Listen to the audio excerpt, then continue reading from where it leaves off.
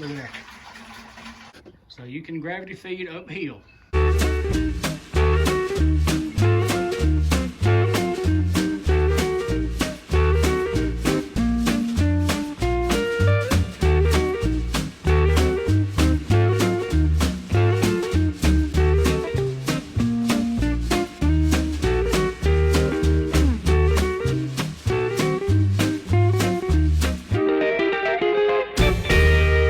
Hey guys, welcome back to Square County Homestead. Today we're going to continue on with our little quail series. So today is our fully automatic quail water. We're going to use the same little watering cups. If you'll go back and watch this video, about a 3-minute water, that's the way we train our quail to those watering cups. Okay, so I'll give you a material list and a tool list and all that good stuff. That'll be in the description. So let's get on with the show. Okay, so here we are. Here's a little bit of material. Now, this is for our automatic water. There's no filling that bucket. There's nothing to it. Everything's automatic. Here's the material. This is 1/2-inch PVC. What I want is 5 pieces of 1 foot. And basically I had another 4-inch piece. And that's going to be my end piece for the cap. Now the way I'm going to set this up, I'm going to have 6 of these tees. Now these are 1/2-inch by 1/8 threaded. Get these on Amazon. I'm going to use 6 of those. This is also, that's going to screw straight into those tees. These are roughly $7 for 2. You can get these at Tractor Supply. We got these at our local co-op. But I'm going to use 6 of these also. Now the other ones I've got are used because I've actually put this together and tested it before I made a video about this. Continuing on, I got a little cleaner. And you don't have to use this primer and cleaner. You can actually just wipe it off with water. It's not going to be holding really any pressure. Rubbing alcohol, whatever. Then just all-purpose PVC glue. Really helps if you got pipe cutters.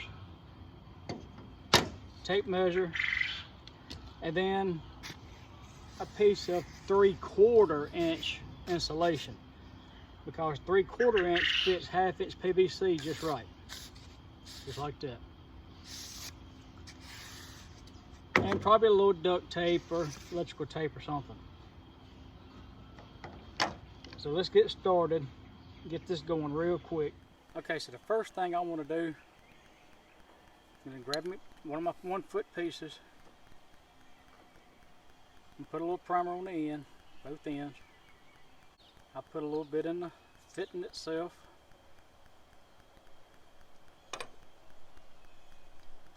Put a little bit of glue. Don't take much.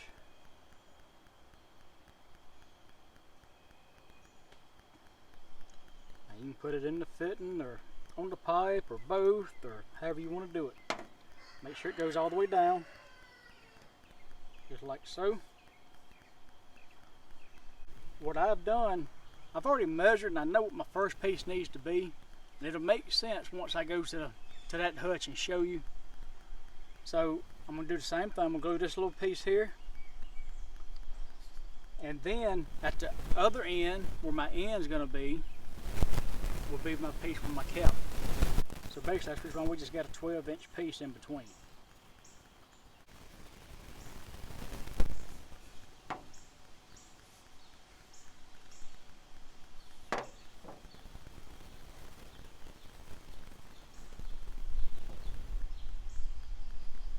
Now, this is where I'm going to glue my capped piece on the end.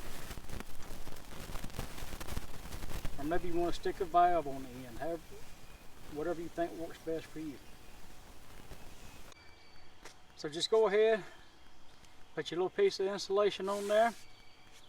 Now this is where the tape's going to come in handy, duct tape. So I'm just going to take, I don't know, maybe a foot or so, 18 inches. But I'm going to rip it right down the middle. Now, What I'm gonna do, I'm gonna put it right close to where that T is, mash it together, and just wrap it around. Get it pretty tight, just like so. I'm gonna do it on both sides of this T. Okay, so this is what it looks like. All the way down. You see the little T's rolled up there. And actually I did the same thing. I rolled the same way I rolled my T's, the way I rolled this 90. On my system, my 90 is gonna roll out toward the front. I said it'll make more sense when we get in there and get it situated. And I can come back in here and insulate this little partition. I'm not worried about this. Mostly all this will be behind. I will have a little bit of access to get to this. Okay, so I'm setting it in place, and what I'm noticing, they're taking that insulation pretty hard. So I think I'm gonna snatch it out, and I'm gonna roll this whole piece of insulation with that duct tape.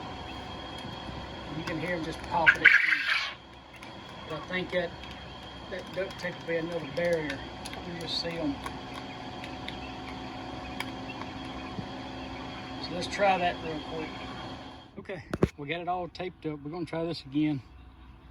So I just rolled the whole shebang with tape. So let's go stick it in place, try it again. Okay, so what I'm gonna do, I got this little divider I use. So what I'm going to do, I'm going to herd all these quail at least 2 feet away. I'm going to move this little temporary water. Now for the fun part, let's see if we can get them all go somewhere else. Come on.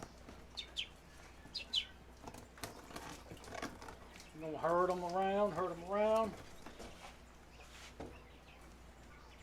Come on. Come on. Okay.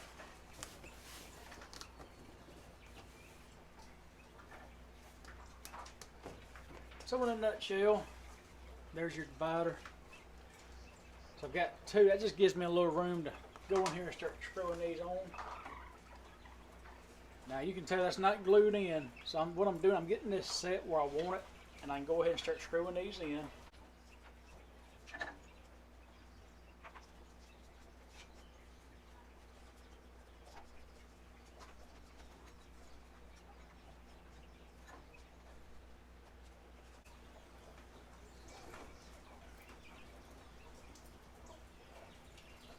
So the reason why I brought in 1 per foot, because I'd rather have them and not need them than need them and not have them. So I'm not sure if I'm going to go 2 foot and keep a bunch of quail in this one spot, or if I'm going to divide it up into 1 foot sections. So if I decide to do it in 1 foot sections, we'll be covered with the water. We'll have to go back and do all this over again. That's pretty tight. I'm not going super tight with them. I mean, if they do happen to drip or something, I can go back and give it another turn.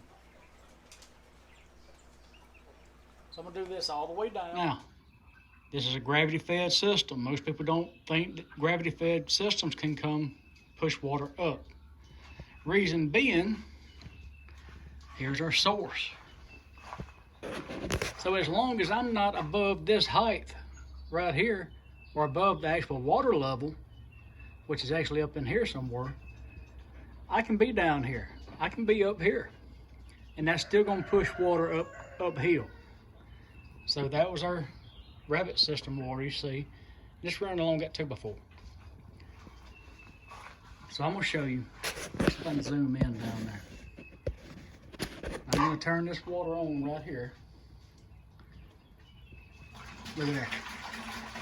Okay, turn it off. So you can gravity feed uphill. All right, so I didn't figure you wanted to watch me put my pipe together. But that's the reason why we only come out the few inches we did out of what I call the beginning. And actually I've got And this right here, I got a on-off valve, and I got a blow-down valve. That way I can let all the water out of this if I need to. So after everything's glued, I'm gonna wait. I'm gonna flush this system out. I want the vapors to go away before we start giving it to the quail here. And as you see, that's where I put a capped in right there. Because guess what? Another cage just like this one's gonna go below. So that's another video. I'm gonna show how we stack these cages. And y'all seen the poop system. Well, I took it down. It'll take just a couple seconds. I have to put it back up, but we'll get into all that later. So we're gonna flush this system out. We should be good to go.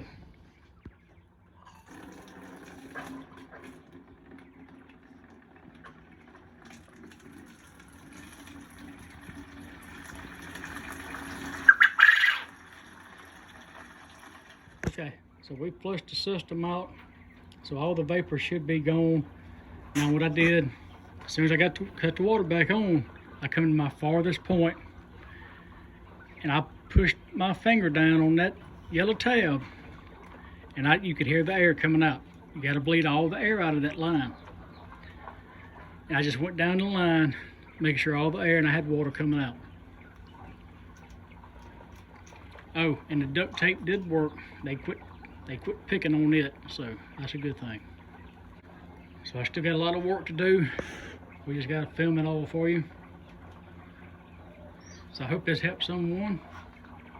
So as always, any attaboys, criticisms, comments, y'all leave in that comment section. And as always, we appreciate you watching.